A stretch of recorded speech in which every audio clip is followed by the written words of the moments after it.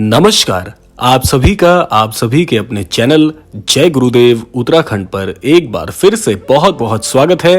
कामना करते हैं कि आप और आपके परिजन सभी स्वस्थ होंगे। इसी कामना के साथ बढ़ते हैं आज के इस अद्भुत क्रमांक की ओर।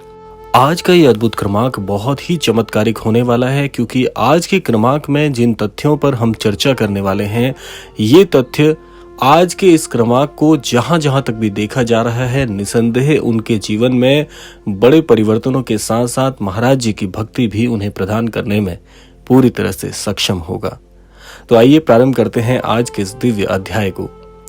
महाराज जी की लीलाओं की यदि चर्चा की जाए तो अनेकों मुखों से भी महाराज जी की लीलाओं का गुणगान कर पाना बहुत मुश्किल कार्य है, लेकिन जिस व्यक्ति के जीवन में महाराज जी के अनुभव जुड़ जाते हैं, ऐसा व्यक्ति सदैव हर पल को, हर क्षण को बहुत ही चमत्कारिक स्वरूप में अनुभव करता है। तो इसीलिए आज सबसे पहले मैं ये प्रार्थना करना चाहूंगा कि जिन जिन अनन्य दर्शकों तक आज का ये क्रमांक पहुंच रहा है, महाराज जी की कृपा अनुसार उनके जीवन में बड़े बड़े चमत्कारों को ऐसा अनन्य भक्त अवश्य और निसंदेह स्वीकार करे और उसके जीवन में बड़े परिवर्तन हो।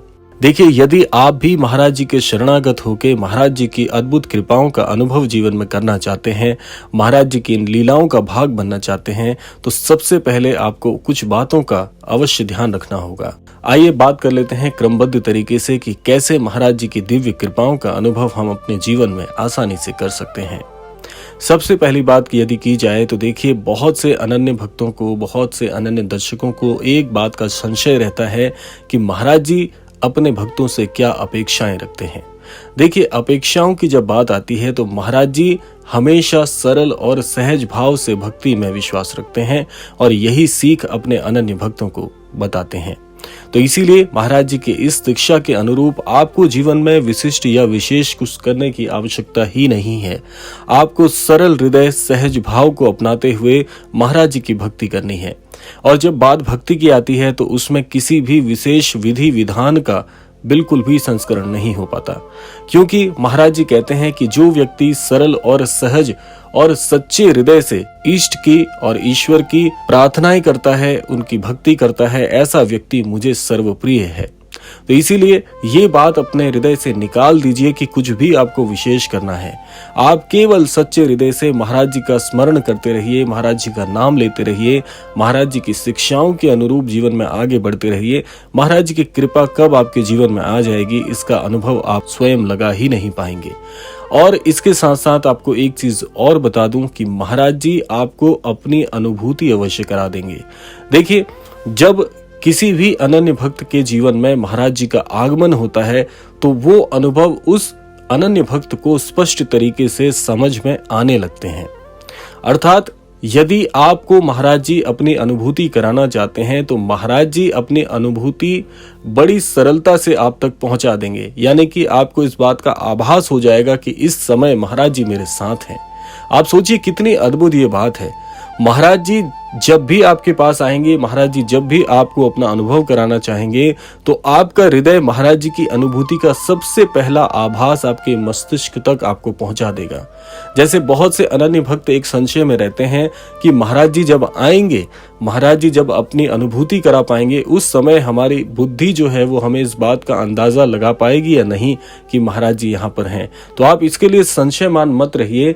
जैसा मैंने आपको बताया कि जब महाराज जी की इच्छा होगी कि आपको दर्शन देने हैं, तो जब महाराज जी आपको दर्शन देने आएंगे तो आपको हमेशा पता चल जाएगा कि ये कोई और नहीं, महाराज जी की ही अनुभूति है, ये महाराज जी के ही आभास आपको हो रहे हैं। तो ये संशय मस्तिष्क से आपको बिल्कुल हटा देना चाहिए।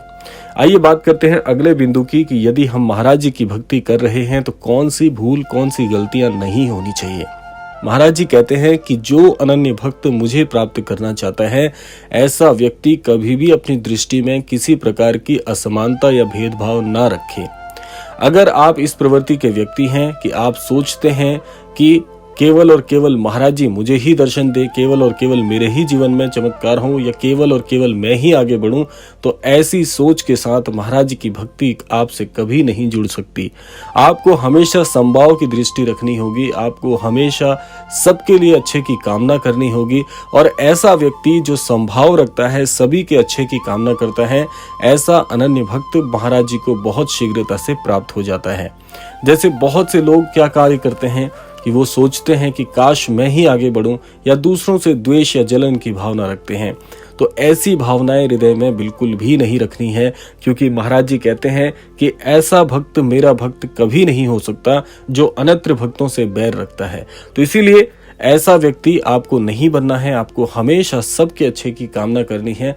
और ये बात महाराज जी से अद्भुत आपको कोई सिखा ही नहीं सकता, क्योंकि आपने देखा होगा कि महाराज जी के श्री कैंची धाम में या अनत्र धामों में विभिन्न प्रकार के लोग आते हैं, देश विदेश से लोग पहुंचते हैं, और ये महाराज जी की ही शिक्षा है कि सभी को एक दृष्टि से, एक भाव से देखकर ही समाज का हित किया जा सकता है। यही कामना महाराज जी अपने अनन्य भक्तों से भी रखते हैं। तो इसीलिए आपको हमेशा सबको एक दृष्टि से देखना चाहिए, सबके साथ प्रेम भावना बनाकर आगे बढ़ते रहना चाहिए। ऐसा व्यक्ति जीवन में वैसे भी स्वाभाविक तौर पर बहुत तरक्की करता है। आइए जान लेते हैं अगला बिंदु क्या है। महाराज जी कहते हैं कि हमेशा आपको ईश्वर को अपने हृदय में संजो कर रखना चाहिए, और ऐसा अगर आप कार्य करते हैं तो महाराज जी कहते हैं कि आपके जीवन में हमेशा हमेशा सकारात्मकता बनी रहेगी, हमेशा आपकी सोच बहुत उच्च होगी, और आपके द्वारा किए गए सारे कार्य सार्थक भी होंगे। लेकिन ये कार्य थोड़ा मुश्किल हो जाता है, क्योंकि देखिए हर समय हम अपने जीवन में अपने कार्य क्षेत्र के बारे में सोचते हैं, अपने जीवन की तरक्की के बारे में सोचते हैं, इसमें कोई बुराई नहीं है। लेकिन आप सोचिए कि जब ये कामना हम करते हैं तो एक प्रश्न उठता है कि काश ईश्वर ये सारी चीजें, ये सारी मनोकामनाएं हमारी पूरी कर दें। तो हम गलती क्या करते हैं कि हम केवल और केवल उस तरक्की के बारे में सोचते हैं जो उस तरक्की को प्रदान करने वाले हैं, जो उस तरक्की को पूरी तरह से आपको देने में सक्षम है। अगर हम प्रत्यक्ष रूप से उन्हीं के बारे में सोचना शुरू करेंगे तो ये सारी मनोकामनाएं तो अपने आप ही पूरी हो जाएंगी। इसी ओर महाराज जी हमारा ध्यान आकर्षित करना चाहते हैं कि आपको हृदय में हमेशा ईश्वर का सुमिरन करते रहना चाहिए, ईश्वर का ध्यान करते रहना चाहिए, ईश्वर के नामों का जाप करते रहना चाहिए। इससे हमारे जो जितने भी मंतव्य हैं, जितनी भी कामनाएं हैं, जितनी भी इच्छाएं हम अपने जीवन में अच्छे की रखते हैं, वो सारी कामनाएं बहुत शीघ्रता से पूरी हो जाती हैं। इसीलिए महाराज जी की दिव्यता के ओज में आने से, महाराज जी के सानिध्य में आने से ये सारी त्रुटियां जो अनन्य भक्त कर रहा होता है वो अपने आप ही महाराज जी सुधार कर देते हैं, क्योंकि महाराज जी हमारे हृदय को परिवर्तित करना बड़ी आसानी से जानते हैं। और महाराज जी इस बात को कहते भी हैं कि मैं हृदय परिवर्तित करना जानता हूं, मैं शिष्य नहीं भक्त बनाता हूं। तो इसीलिए अगर आपको भी महाराज जी के अनुभव हो रहे हैं और महाराज जी के अनुभवों के साथ आप महाराज जी के अनुभव यानी कि महाराज जी की अनुभूति भी कर पा रहे हैं, तो आप बड़े ही भाग्यशाली हैं, क्योंकि महाराज जी ने आपका चुनाव किया है। और यदि आपका चुनाव महाराज जी ने किया है तो एक बात मैं आपको बता दूं जो कि प्रत्यक्ष होने वाली है, कि आप इस बात को लेके कभी संशयमान मत रहिएगा कि आप गलत मार्ग पर अब चलने वाले हैं, क्योंकि ये बुद्धि महाराज जी आपको दे रहे हैं, ये मार्गदर्शन महाराज जी आपको दे रहे हैं। बस आपको करना क्या है कि एक बार किसी न किसी विधि से महाराज जी के सानिध्य को प्राप्त कर लेना है। और महाराज जी की जो प्राप्त करने की विधि है वो क्या है? केवल स्नेह और प्रेम का भाव। महाराज जी इतने दयालु हैं कि यदि हृदय से एक बार आप महाराज जी का नाम लेकर महाराज जी को पुकारेंगे तो बहुत शीघ्रता से महाराज जी आप तक पहुंच जाएंगे, क्योंकि महाराज जी किसी भी तरह से अपने अनन्य भक्तों का दिल नहीं दुखाते। महाराज जी बहुत दयालु हैं, आपकी एक पुकार पर आपके पास दौड़े चले आते हैं। तो इसीलिए महाराज जी को प्रसन्न करना कोई बहुत मुश्किल कार्य नहीं है।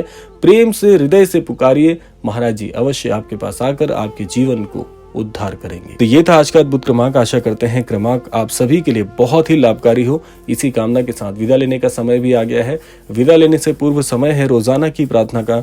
यही प्रार्थना करना चाहूंगा कि श्री महाराज जी सभी को सन्मति और सद्बुद्धि की प्राप्ति कराएं, इस संपूर्ण सृष्टि का, इस संपूर्ण लोक का कल्याण हो। इसी कामना के साथ विदा लेते हैं। मिलते हैं अगले क्रमांक में। तब तक के लिए जय श्री राम, जय गुरुदेव, जय उत्तराखंड।